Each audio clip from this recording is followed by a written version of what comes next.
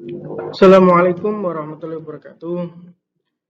Alhamdulillah, sekarang kita sudah masuk ke bab keempat, materi menghindari akhlak tercela, ananiah, putus asa, ghadab, dan juga tamak.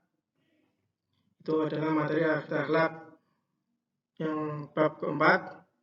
Tapi pada kesempatan kali ini, saya hanya membahas tentang menghindari akhlak tercela, ananiah, dan juga putus asa. Untuk ghadab dan tamak akan saya jelaskan pada kesempatan mendatang.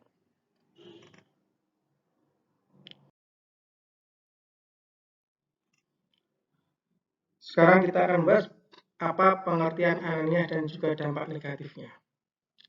Ananiah juga disebut egois, yaitu sifat yang menilai sesuatu berdasarkan kepentingan diri sendiri dan meremehkan orang lain. Perilaku ini harus dihindari karena tidak sesuai dengan ajaran Islam. Islam mengajarkan agar kita senantiasa tolong-menolong antar sesama manusia. Jadi ananiah ini awalnya berasal dari kata ana atau aku, jadi ananiah itu keaku-akuan. Jadi merasa bahwasanya aku inilah yang paling baik. Pokoknya tidak ada yang bisa melakukan hal ini kecuali aku. Jadi akulah yang paling baik atau sifat egois. Jadi ini adalah sifat yang harus dihindari karena tidak sesuai dengan ajaran Islam dan juga membahayakan baik dari diri sendiri ataupun orang lain. Jadi ananiah ini adalah sifat yang harus dihindari karena ananiah adalah sifat yang tercela dan membahayakan di dalam pergaulan di masyarakat. Ananiah termasuk penyakit hati, apabila dibiarkan akan berkembang menjadi sifat sombong, kikir, takabur yang diiringi sifat iri dan dengki. Jadi ananiah ini awal mula dari sifat sombong, sifat kikir, takabur atau iri dan dengki. Jadi kok sudah mulai bahwasanya akulah yang paling bisa, itu akan menimbulkan sifat sombong dan sifat-sifat yang lain. Kita harus ingat bahwasanya manusia itu adalah makhluk sosial yang mana tidak bisa hidup sendiri tanpa bantuan orang lain. Jadi kita pasti memerlukan bantuan orang lain. Tidak bisa diri sendiri, walaupun punya banyak uang kaya raya tetap memerlukan bantuan orang lain. Tidak bisa hidup sendiri. Maka jangan pernah memiliki sifat egois karena itu adalah sifat yang tercela dan Islam mengajarkan untuk menghindari sifat tersebut.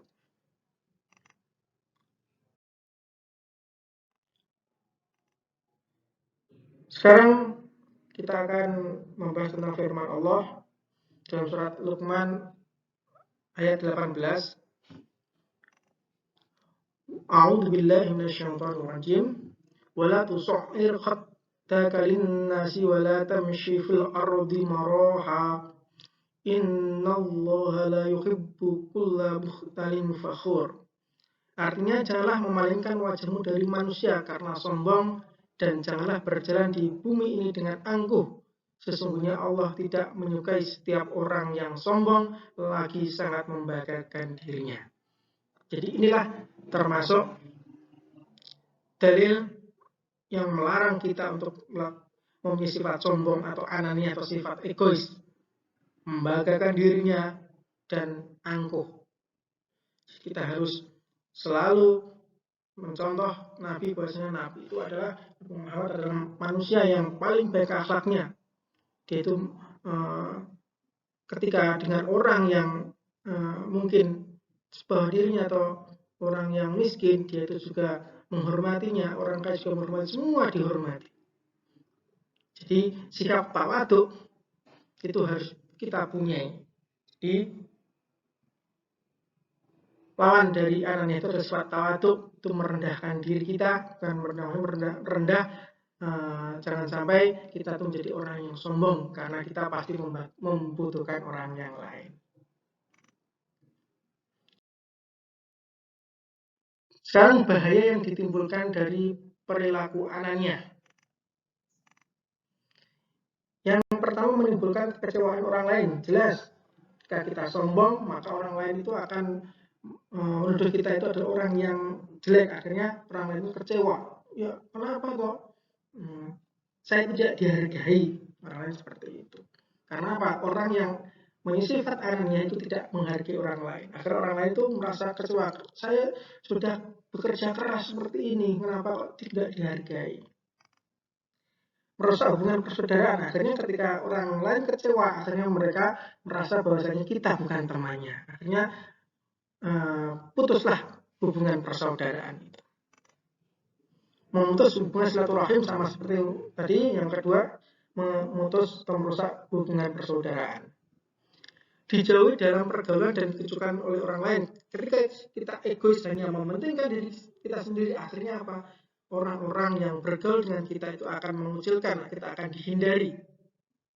Tidak ada teman kita itu yang mau pada kita, mau berteman pada kita kalau kita itu egois, pengennya menang sendiri.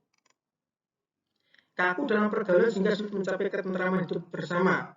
Ya karena kita tidak mau menghargai orang lain, akhirnya apa?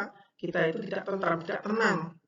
Akhirnya kenapa? Karena dijauhi, terus orang lain mengucilkan kita, tidak mau berteman dengan kita. Akhirnya apa?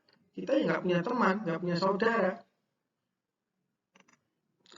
Menimbulkan kebencian, pertengkaran, dan permusuhan ya. Sama tadi ya, ketika kita egois, akhirnya orang lain nggak mau berteman dengan kita, nggak mau bersaudara dengan kita, nggak mau membantu pada kita. Akhirnya apa? Orang-orang yang karena sifat egois kita itu akan benci kita, akhirnya memusuhi kita. Sulit menerima petunjuk kebenaran karena merasa dirinya ada yang paling benar. Karena kita paling benar, tidak menghargai pendapat orang lain, akhirnya ketika kita salah pun dibenarkan, kita nggak mau. Berdosa pada Allah karena Islam melarang sifat anania.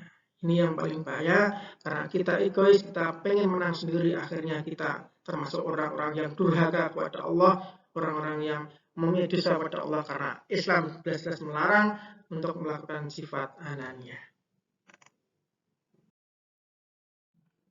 Sekarang kita membahas tentang putus asa dan dampak negatifnya. Apa itu putus asa itu? Putus asa adalah sikap atau perilaku yang merasa bahwa dirinya telah gagal dan tidak akan mampu dalam meraih suatu harapan atau cita-cita. Dan ia tidak mau berusaha untuk melanjutkan apa yang diinginkan. Putus asa berarti habis harapan. Tidak ada harapan lagi. Seseorang dikatakan putus asa apabila tidak lagi mempunyai harapan tentang sesuatu yang semula hendak dicapai. Jadi putus asa ini termasuk sifat tercela yang harus dihindari, yaitu sifat yang merasa bahwa dirinya gagal, tidak punya usaha, tidak ada semangat. Itu karena apa? Ketika kita melakukan sesuatu, ketika kita gagal, kita akhirnya menyerah. Jadi putus asa itu menyerah. Makanya kita harus menghindari sifat putus asa itu sendiri. Kita harus semangat. Ketika kita gagal, kita coba lagi, sampai kita berhasil. Man jada wajada. Siapa yang bersungguh-sungguh maka akan berhasil. Jadi mungkin satu usaha kita gagal, tetapi usaha yang lain pasti akan mewujudkan keberhasilan. Makanya ketika kita merasa gagal dengan apa yang kita inginkan, baik kita mungkin belajar kok nggak bisa paham-paham, kita belajar lagi, pasti pada belajar yang kesekian kalinya kita akan mencapai keberhasilan, dan itulah yang dinamakan orang yang semangat tanpa putus asa. Jadi kita benar-benar harus menghindari putus asa. Ketika jangan takut gagal, karena gagal itu adalah awal kesuksesan. Karena apa? Tidak ada orang itu yang langsung sukses, semua itu butuh proses. Ya proses salah satunya adalah gagal. Kalau kita gagal menyerah, itu namanya putus asa. Penyebab seseorang putus asa biasanya karena terjadinya kegagalan yang berulang kali dalam mencapai cita-cita atau pengharapan sesuatu. Sebenarnya penyebab seorang putus asa bukanlah persoalannya yang dihadapi semata-mata, melainkan cara mensikapi persoalan tersebut. Maksudnya bagaimana? Sebenarnya kegagalan ini bukan yang menyebabkan putus asa, tetapi bagaimana cara mensikapi kegagalan. Apakah memang kegagalan itu ketika kita melakukan sesuatu pekerjaan tapi kita gagal, tapi kita tidak mensikapi bagaimana apa toh yang membuat itu pekerjaan itu gagal? Oh, ternyata ini, berarti ini yang harus diperbaiki. Itulah cara mensikapi persoalan yang benar. Kalau kita gagal, kita lihat apa toh ya, mengapa toh kita itu gagal, mana toh yang menyebabkan kita itu gagal, mana toh yang salah, dan itulah yang harus kita perbaiki. Itulah cara yang benar mensikapi persoalan yang atau pekerjaan yang ternyata kita itu gagal. Jangan sampai kita putus asa, tetap semangat. Tapi caranya kita harus mencari bagaimana solusinya. Dampak negatif putus asa. Yang pertama, merugikan diri sendiri karena membuang waktu, energi, dan potensi yang dimiliki. Ya jelas kita sudah putus asa, akhirnya apa? Kemampuan kita itu ya hilang. Padahal kita mampu, tapi belum saja berhasil. Kita tetap harus berusaha. Akhirnya apa? Ya kemampuan kita ya berhenti di situ. Susah untuk mencapai kemajuan karena tidak berani berbuat, khawatir mengalami kegagalan lagi. Semua keputusan, semua pekerjaan itu pasti mempunyai resiko. Kadang gagal itu wajar, tapi jangan sampai putus asa. Akhirnya Pak Islam mendidik umatnya agar tidak putus asa dari rahmat Allah sebagaimana firman Allah sebagai berikut.